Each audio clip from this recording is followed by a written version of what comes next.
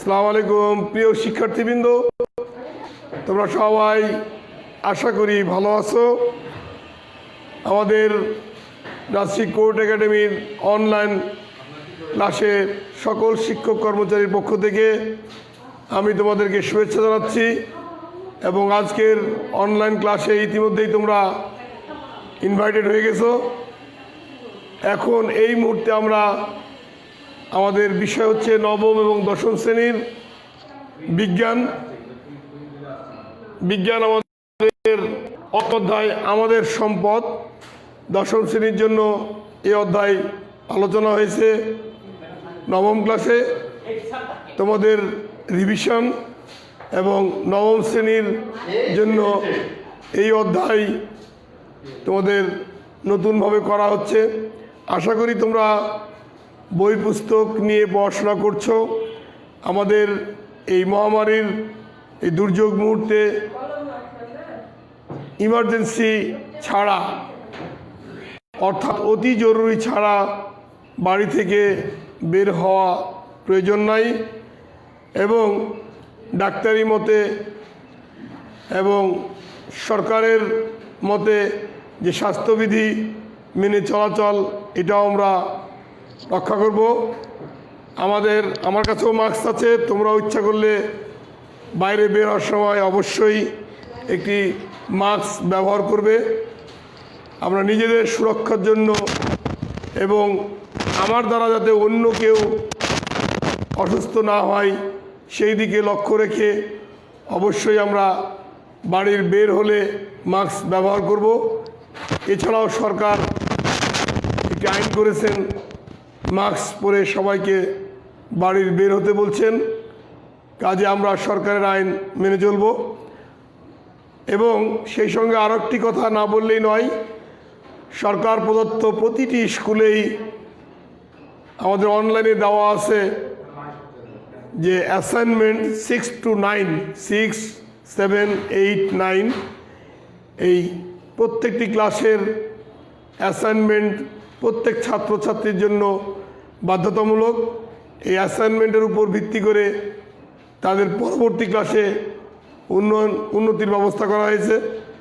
অর্থাৎ 6-এর ছাত্র 7-এ উঠবে, 7-এর ছাত্র 8-এ উঠবে, 8-এর ছাত্র 9-এ, 9-এর ছাত্র 10-এ উঠবে। কাজে আমরা এখনও যারা বাড়িতে বসে আছি তারা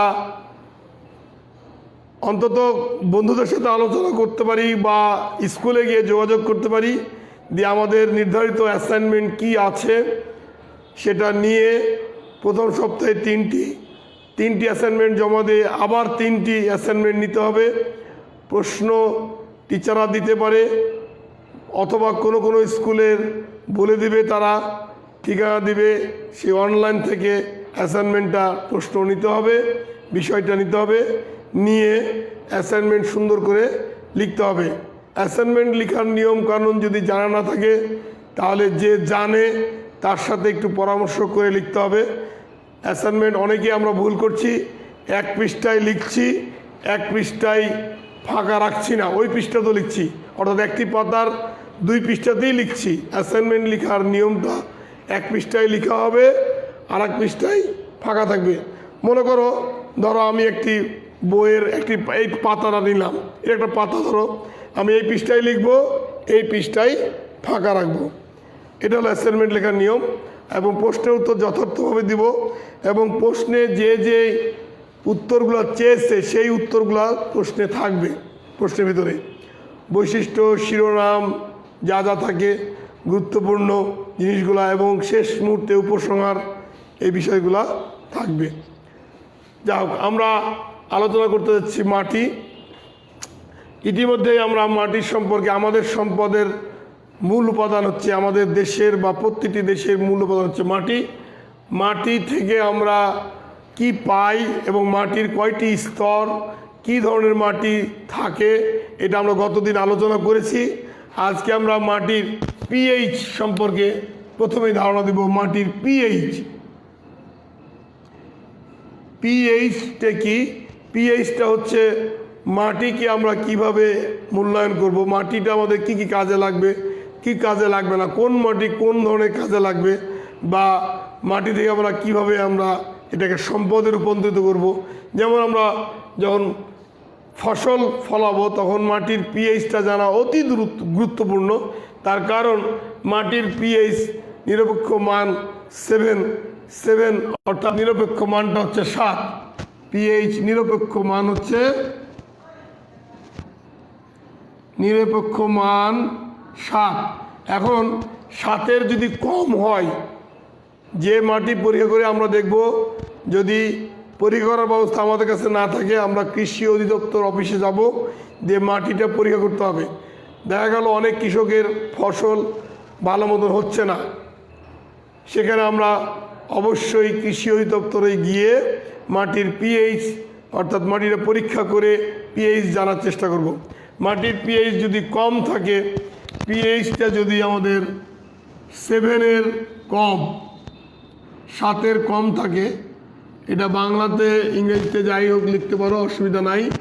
7-এর যদি কম থাকে সেই মাটি অ্যাসিডিও। আমরা সেই ক্ষেত্রে আমরা যে সার ব্যবহার করব সেটা যেন ক্ষারীয় হয়, অর্থাৎ প্রশমন করতে হবে। আমরা ইতিপূর্বে অম্ল ক্ষারক লবণের প্রশমন বিক্রিয়া সম্বন্ধে আলোচনা করেছি, কাজে প্রশমন করতে হবে। আবার তাহলে এই মাটিটা হবে কি অ্যাসিডিও।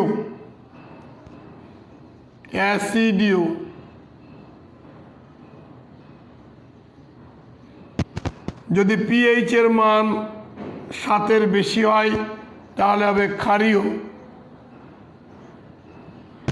এখন অ্যাসিডিও, এখানে আমরা যে সার ব্যবহার করব সেটা যেন ক্ষার জাতীয় সার হয়। আবার পিএইচ যদি 7-এর বেশি হয় তাহলে ক্ষারীয়, সেখানে যে সারটা ব্যবহার করব সেই সারে যেন অ্যাসিডের পরিমাণ থাকে। তাহলে আমাদের এই মাটির পিএইচ অতি গুরুত্বপূর্ণ। আমরা যে কোনো ফসল, আমাদের কৃষি সম্পদ, আমরা খেয়ে পরে বেঁচে আসি, যেটা ধান, গম, এগুলো যখন উৎপাদন করব, অন্যান্য ফসল বা ফলমূল এগুলো যখন উৎপাদন করব, তখন অবশ্যই এই মাটির পিএইচটা আমাদেরকে জানতে হবে।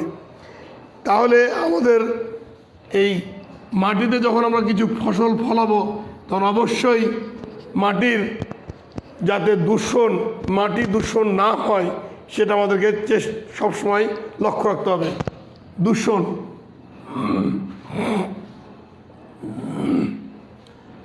মাটি দূষণ কিভাবে হয় আমাদেরকে জানতে হবে। মাটি দূষণ আমরা যেমন শিল্প কলকারখানার যে বজ্র পদার্থ আছে, তারপর আমাদের বাড়িরই অনেক বজ্র পদার্থ আছে। তোমাদের মা বোনেরা তরকারি রান্না করার সময় অনেক বজ্র পদার্থ থাকে জিনিসপত্রের, এগুলো আমরা যেখানে সেখানে ফেলে দিই। শিল্প কলকারখানার বজ্র পদার্থ যেখানে সেখানে ফেলে দিই, এতে আমাদের মাটি দূষণ হয়। আমরা কখনোই এই কাজটা করব না, একটি নির্দিষ্ট জায়গায় রাখবো যাতে আমাদের মাটি দূষণ না হয়। এরপরে আমাদের দেখেছি আমরা তেজস্ক্রিয় পদার্থ, যেমন পারমাণবিক, যখন যে দেশ যত বেশি উন্নত তারা পারমাণবিক যে জিনিসগুলো বানায়, পারমাণবিক অস্ত্র তৈরির সময়তে অনেক সময় কিছু তেজস্ক্রিয় পদার্থ অর্থাৎ ইউরেনিয়াম, থোরিয়াম এরকম তেজস্ক্রিয় পদার্থ বের হয়ে যায়। সে বের হয়ে ওগুলো যখন পড়ে তখন মাটি দূষণ হয়, ওই মাটিতে দেখা যাচ্ছে ফসল ভালো হবে না। এরপরে মাটি দূষণ আমরা সাধারণত বন্যার সময়তে মাটির উপরে পলি জমা হয়, এটা কিন্তু মাটির জন্য ভালো। কিন্তু যদি বেশি অতিরিক্ত পলি জমা হয় তাহলে কিন্তু মাটি দূষণ হবে, অর্থাৎ ভালো ফসল উৎপাদন হবে না। যেমন একটা ছোট কথা বলি, যে অ্যাসিডীয় মাটিতে আমরা যদি সার, ক্ষারীয় যে সার আছে সেটা বসাই, যদি আমরা বেশি পরিমাণে দিতে চাই, যে বেশি দিলে বেশি উৎপাদন হবে, তাহলে কিন্তু দেখা যাবে বিপরীত কাজ হয়ে যাবে, অর্থাৎ দেখা গেল মাটিটা পুড়ে যাচ্ছে, ফসলটা নষ্ট হচ্ছে। তাহলে আমরা এই কাজ থেকে বিরত থাকবো। অতিরিক্ত পলি হলে সেটা আমরা ধুয়ে মুছে পরিষ্কার করে, পলি হালকা থাকবে।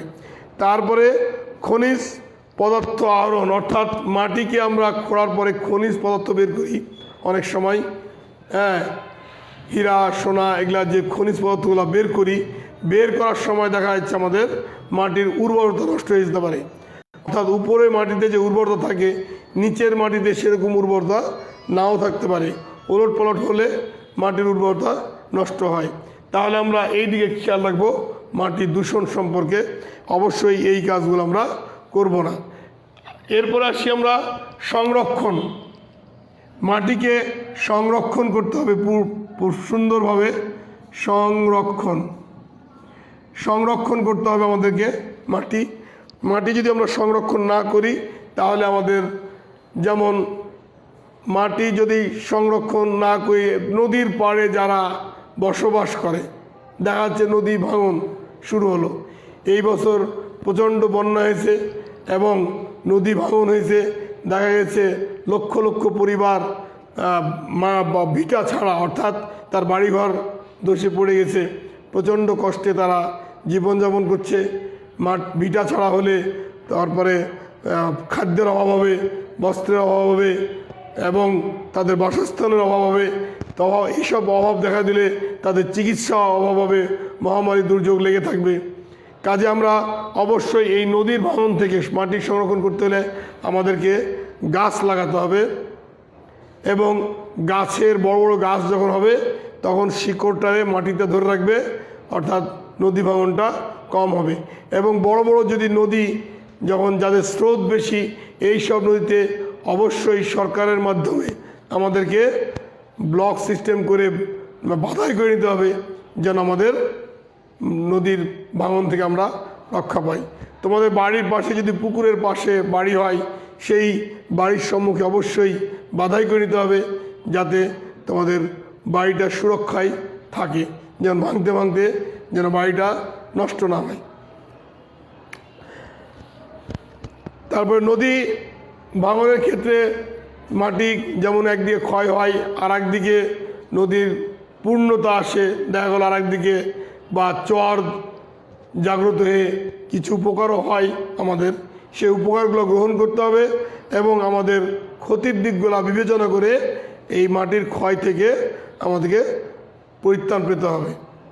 কাজে আমরা খেয়াল রাখবো মাটির ক্ষয় যেন না হয়। মাটিতে অবস্থিত খনিজ পদার্থ সম্পর্কে একটু আলোচনা করি।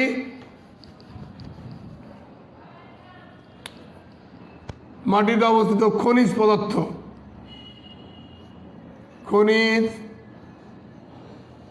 পদার্থ, খুব গুরুত্বপূর্ণ বিষয়। মাটিতে অবস্থিত খনিজ পদার্থ, অনেক খনিজ পদার্থ দেখা যায়, যেমন ম্যাগনেটাইট খনিজ পদার্থ, একটা ম্যাগনেটাইট। এই ম্যাগনেটাইট থেকে লোহা, আর লোহা কত কাজে লাগে আমাদের, এটা নিশ্চয় তোমাদেরকে আর বলে বোঝাতে হবে না। বাড়ি ঘর তৈরি করতে গেলে লোহা অবশ্যই প্রয়োজন, বিভিন্ন জিনিসপত্রের জন্য লোহা খুবই জরুরি। এরপরে চুনাপাথর। তাহলে ম্যাগনেটাইট খনিজ পদার্থের ম্যাগনেটাইট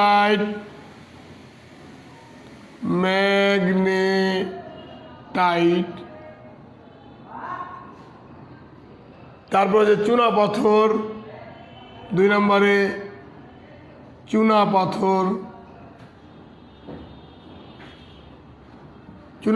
আছে। চুনাপাথর, আমাদের চুনাপাথর থেকে চুন তৈরি হয়, সেই চুন কত কাজে লাগে তোমরা নিশ্চয়ই ইতিমধ্যেই বুঝতে পারছো। তোমাদের বাড়িঘরের দিকে তাকালেই আমরা দেওয়ালে চুন দিই, আমাদের দাদি নানি বাবা মায়েরা পান খায়, পানে চুন দেয়। তারপরে আমাদের ওই যে বলতা হুল ফুটালে যে চুন দিয়ে আমরা প্রশমন করি, অর্থাৎ ব্যথাটা কমে, বিভিন্ন কাজে চুন ব্যবহৃত হয়। তারপরে আছে তোমাদের খনিজ পদার্থে সিলভার, রূপা, যেটা 3 নম্বরে আছে রূপা, সিলভার। যেটা সিলভার আমরা পেয়ে থাকি, অত্যন্ত অর্থনৈতিক দিক দিয়ে দামি জিনিস। এবং মাইকা, একটা আছে মাইকা পেয়ে থাকি। এই মাইকাটা আমরা সাধারণত বৈদ্যুতিক যে যন্ত্রপাতিগুলো আছে সেই যন্ত্রপাতিতে আমাদের মাইকা ব্যবহার হয়, যেমন টিভি, ফ্রিজ, এগুলো যে বৈদ্যুতিক যন্ত্রপাতিগুলো আছে, ফ্যান ট্যান, এগুলোতে মাইকা ব্যবহার হয়। এটা খুব গুরুত্বপূর্ণ জিনিস। তারপরে আছে আমাদের সোনা হীরা এগুলো তো আছেই আমাদের। 5 নম্বরে সোনা বলতে পারি আমরা। তারপরে হীরা খুব দামি জিনিস, এগুলা খনিজ পদার্থ হিসাবে মাটিতে পাওয়া যায়। এগুলা যত এই সব জিনিস ম্যাগনেটাইট, চুনাপাথর, সিলভার, মাইকা, সোনা, হীরা, আরও অনেক জিনিস আছে। যেমন আমরা খুব গুরুত্বপূর্ণ যেটা আমাদের দেশে গ্যাস, এই গ্যাসটা আমরা পেয়ে থাকি মাটির নিচ থেকে পেয়ে থাকি, এবং এটা উত্তোলন করে আমরা জ্বালানি হিসাবে এখন কত উপকৃত হই। এই বিষয়গুলো আমাদের অবশ্যই জেনে রাখতে হবে যে আমরা মাটি থেকে এগুলো পাচ্ছি। আমাদের সম্পদ বলতে মাটিকে কেন আমরা বলছি, এই জিনিসগুলো হচ্ছে সব মাটি থেকে পাওয়া যায়, কাজেই এটা আমাদের সম্পদ, অবশ্যই এটা আমাদের সম্পদ। কাজে আমরা এই সম্পদকে কাজে লাগাবো, কাজে লাগিয়ে আমরা অর্থনৈতিক দিক দিয়ে শুধু নয়, আমাদের পারিবারিক, সামাজিক এবং দেশের উন্নয়নের জন্য বিভিন্ন কাজে ব্যবহার করতে পারি। আমরা গ্যাস, কয়লা, পেট্রোল, এইসব গ্যাস, কয়লা, পেট্রোল এই জিনিসগুলো আমরা পেয়ে থাকি। পেট্রোল এই বিষয়গুলো আমরা পেয়ে থাকি, এগুলো আমাদেরকে বিভিন্ন কাজে সহায়তা করে। জ্বালানি বদেই এবং যান চলাচলের জন্য আমরা পেট্রোল, ডিজেল এগুলো ব্যবহার করে থাকি। এগুলো না হলে এক জায়গা থেকে আর এক জায়গায় যাওয়া মুশকিল, যাওয়া যায় না। কাজেই আমাদের এই বিষয়গুলো আমাদেরকে লক্ষ্য রাখতে হবে। কাজে আমাদের মাটি যে সম্পদ, আমাদের সম্পদে যে মাটিকে আমরা নিয়ে আসছি, এই মাটি যে কত গুরুত্বপূর্ণ তা আমরা বুঝতে পারছি। এই মাটির উপরেই আমরা বসবাস করতেছি, এই মাটিতেই আমরা থেকে বেঁচে আসি, এবং মাটি থেকে উৎপন্ন সব খাদ্যবস্তু থেকে শুরু করে আমাদের যাবতীয় কার্যক্রম মাটি থেকেই পেয়ে যাচ্ছি আমরা। এরপরে প্রাকৃতিক গ্যাসের কথা বললাম, জ্বালানি হিসাবে আমরা খুব এটা ব্যবহার করে থাকি জ্বালানি হিসাবে, এবং বিভিন্ন কাজে কর্মে আমাদের এই মাটির থেকে যে গ্যাসটা উত্তোলন করে রাখি এটা আমরা পাই। এই গ্যাস থেকে আমরা পেট্রোলিয়াম বা পেট্রোল, বিউটেন, বিভিন্ন যে বিষয়ের গ্যাসগুলো পেয়ে থাকি, এগুলো আমরা শুধু বাড়িতেই নয়, বিভিন্ন শিল্প কারখানায় জ্বালানি হিসাবে ব্যবহার করে অন্যান্য জিনিস তৈরিতে আমাদের কাজে লাগে। কাজেই আমাদের এই মাটিকে সম্পদ মনে করে কাজে লাগিয়ে মাটি যাতে ক্ষয় না হয় এবং মাটি যাতে দূষণ না হয়, মাটিকে যাতে সুন্দরভাবে, সুষ্ঠুভাবে আমরা ধরে রাখতে পারি, সেটা অবশ্যই তোমাদেরকে খেয়াল রাখতে হবে। এবং এটা তোমাদেরকে শুধু না, তোমাদের প্রতিবেশী, যদি আমি আমার ঘর এবং আমার প্রতিবেশীর ঘর যদি ঠিক রাখতে পারি, তাহলে সমাজ তথা প্রত্যেকটি জেলা এবং দেশের উন্নয়ন হবে। এইভাবে আমরা জিনিসপত্রগুলো ঠিক করতে পারি যে প্রাকৃতিক গ্যাস, সোনা, রূপা, হীরা, মাইকা, সিলভার, চুনাপাথর এই বিষয়বস্তুগুলো আমাদেরকে ধরে রাখতে পারি। তারপরে কয়লা নিয়ে আমরা প্রচুরই করতে পারি। কয়লা থেকে আমরা জ্বালানি হিসাবে ব্যবহার করতে পারি। কয়লাও পাওয়া যায় মাটির নিচে। হিউমাস অর্থাৎ বহুদিনের জীবজন্তু মাটির নিচে চাপা পড়ে সেখান থেকে আমাদের গ্যাস, কয়লা, হিউমাস যে সারাংশগুলো পাই, এগুলো আমাদের খুব অতি জরুরি, অতি প্রয়োজনীয়। তাহলে আমরা অবশ্যই আমাদের সম্পদ মাটি, এই মাটিকে আমরা অবশ্যই দূষণ থেকে মুক্ত রাখব, এবং মাটি যাতে দূষিত না হয় সেদিকে অবশ্যই খেয়াল রাখব, এবং মাটির ক্ষয় রোধ করব আমরা, মাটি যেন ক্ষয় না হয়। এবং আমাদের বিভিন্ন বড় বড় যে নদী আছে, এই নদীতে চারিপাশে যেসব আমাদের বসবাসকারী যারা আছি তাদেরকে অবশ্যই খেয়াল রাখতে হবে। প্রয়োজনে সরকারের সাথে যোগাযোগ করে বাঁধাই করতে হবে, বাঁধাই করে যেন আমাদের মাটি ধসে না পড়ে, বাড়িঘর ভেঙে চলে না যায়, এবং আমাদের বন্যা থেকে যাতে আমরা রক্ষা পাই সেই খেয়াল রাখতে হবে। এবং প্রয়োজনে আমরা সবাই গাছ লাগাতে পারি নদীর আশেপাশে এবং বিভিন্ন জায়গায় যেখানেই সুযোগ পাই। গাছে আমাদের শুধু মাটি ক্ষয়রোধ হবে না, আমাদের অক্সিজেন, প্রত্যেকটি গাছ এক একটি অক্সিজেনের ফ্যাক্টরি আমরা বলি, আমাদের অক্সিজেন দিবে, অর্থাৎ পরিষ্কার মুক্ত বায়ু আমরা সেখান থেকে পেয়ে থাকব। এবং আমরা যে কার্বন ডাইঅক্সাইড ছাড়ি সেটা গাছ গ্রহণ করে, আর গাছ থেকে আমরা পেয়ে থাকি, উদ্ভিদ থেকে পেয়ে থাকি আমরা অক্সিজেন। কাজেই আমাদের গাছ লাগালে আমরা শুধু মাটি দূষণই হবে না, শুধু মাটি ক্ষয়রোধী হবে না, আমরা অক্সিজেনও পাবো এবং আমাদের এই খাওয়া পড়া থেকে শুরু করে সকল কার্যক্রম, এমনকি এই যে বললাম গ্যাস, কয়লা, পেট্রোল থেকে আমরা অনেক সম্পদ পেয়ে থাকি।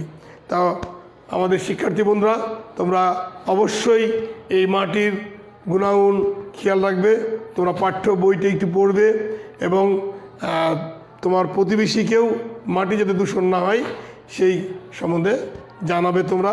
এবং আমরা যদি সবাই যদি সচেতন থাকি তাহলে একটি পরিবার থেকে একটি সমাজ, সমাজ থেকে জেলা, জেলা থেকে বিভাগ, বিভাগ থেকে একটি দেশের উন্নয়ন এভাবেই সম্ভব। তো ঠিক আছে বন্ধুরা, আমরা তাহলে আজকের মতন আমাদের বিজ্ঞান ক্লাসটা শেষ করছি। তোমরা ভালো থাকো, সুন্দর এবং সুষ্ঠুভাবে জীবনযাপন করো এবং অবশ্যই বাড়ি থেকে বের হলে মাস্ক ব্যবহার করবে। মাস্ক ছাড়া, অতি জরুরি ছাড়া বাড়ির বের হওয়ার প্রয়োজন নাই। তোমরা বাসাতেই লেখাপড়া করবে, জ্ঞান অর্জন করবে এবং সেই সঙ্গে আমাদের বাংলাদেশের প্রতিটি স্কুলের জন্য 6 to 9 অ্যাসাইনমেন্ট দেওয়া হচ্ছে। তাই আমি আমার স্কুলের, যারা এই মুহূর্তে শুনতেছো, আমার স্কুলের রাজশাহী কোর্ট একাডেমির 6 to 9 যারা এখনও বাসায় বসে আছো, তোমরা অ্যাসাইনমেন্ট সম্বন্ধে ধারণা পাওনি, তারা অবশ্যই অ্যাসাইনমেন্টটা স্কুল থেকে নিয়ে যাও, নিয়ে যে অ্যাসাইনমেন্ট তৈরি করে স্কুলে জমা দাও, আবার পরের সপ্তাহে আবার পাবা। এইভাবে তোমরা কমপক্ষে 6 সপ্তাহ তোমাদেরকে অ্যাসাইনমেন্ট দিতে হবে। 6 সপ্তাহ না পারলে অন্তত 5 সপ্তাহ দেও, অন্তত পরবর্তী ক্লাসে উন্নয়নের জন্য এটা তোমাদেরকে করতে হবে। তো ঠিক আছে, ধন্যবাদ শিক্ষার্থী বন্ধুরা, তোমরা ভালো থাকো, সুস্থ সুন্দর জীবনযাপন করো এবং সেই সঙ্গে আমি আমার ক্লাস আজকের মতো শেষ করছি। ধন্যবাদ সবাইকে। আসসালামু আলাইকুম।